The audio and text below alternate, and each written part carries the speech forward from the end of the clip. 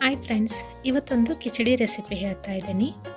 ಮೊದಲಿಗೆಲ್ಲೇ 1 cup basmati ಅಕ್ಕಿ ತೊಗೊಂಡಿದ್ದೀನಿ ಹಾಗೂ ಹೆಸರು ಕಾಳನ್ನು ಈ ಥರ ಬೇಳೆ ಇರುವಂಥ ಹೆಸರು ಕಾಳನ್ನು ತೊಗೊಂಡಿದ್ದೀನಿ 1 ಕಪ್ಪು ಮತ್ತು 3 ಟೇಬಲ್ ಸ್ಪೂನ್ದಷ್ಟು ಅಕ್ಕಿ ರವೆಯನ್ನು ಹಾಕ್ತಾ ಇದ್ದೀನಿ. ಇದನ್ನು ಒಂದು ಅರ್ಧ ಗಂಟೆ ನೆನೆಸಿಟ್ಟ ಮೇಲೆ ನಾನು 4 ವಿಸಲ್ ಆಗಿ ಇದನ್ನು ಮಾಡ್ಕೊಳ್ತೇನೆ ಫ್ರೆಂಡ್ಸ್.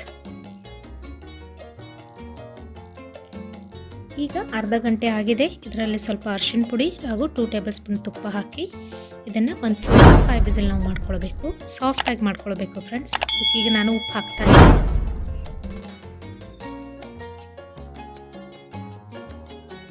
ಈಗ ಕಿಚಡಿ ರೆಡಿ ಆಗಿದೆ. ಇದರ ಮೇಲೆ ನಾನು ಉಪ್ಪು ಹಾಕ್ತಾ ಇದ್ದೀನಿ ರುಚಿಗೆ ತಕ್ಕಷ್ಟು. ಸರಿಯಾಗಿ ಕಲಿಸ್ಕೊಳ್ಬೇಕು ಫ್ರೆಂಡ್ಸ್.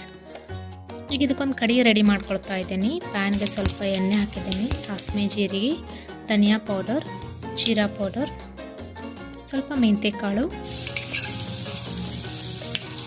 ಹಸಿಮೆಣಸಿನ್ಕಾಯಿ ಪೇಸ್ಟು, ಕರಿಬೇವು, ಸ್ವಲ್ಪ ಹಿಂಗೆ ಹಾಕ್ತಾ ಇದ್ದೀನಿ, ಅರಿಶಿಣ ಪುಡಿ, ರುಚಿಗೆ ತಕ್ಕಷ್ಟು ಉಪ್ಪು ಹಾಗೂ ಬೆಲ್ಲ.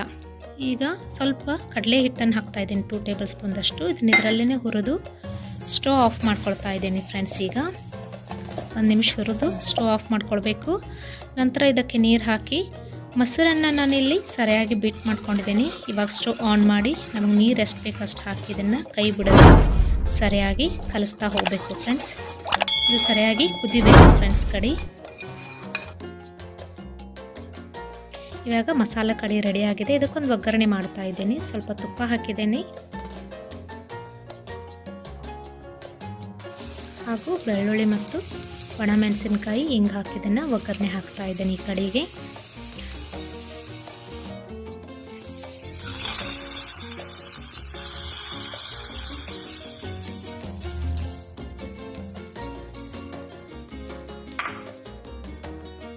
ಈಗ ಮಸಾಲೆ ಕಡಿ ಮತ್ತು ಕಿಚಡಿ ರೆಡಿಯಾಗಿದೆ. ಇದರ ಮೇಲೆ ಸ್ವಲ್ಪ ತುಪ್ಪ ಹಾಕ್ತಾ ಇದ್ದೀನಿ ಫ್ರೆಂಡ್ಸ್. ತುಂಬಾ ಟೇಸ್ಟಿಯಾಗಿರುತ್ತೆ. ನೀವು ಒಂದ್ಸಲ ಟ್ರೈ ಮಾಡಿ ನೋಡಿ.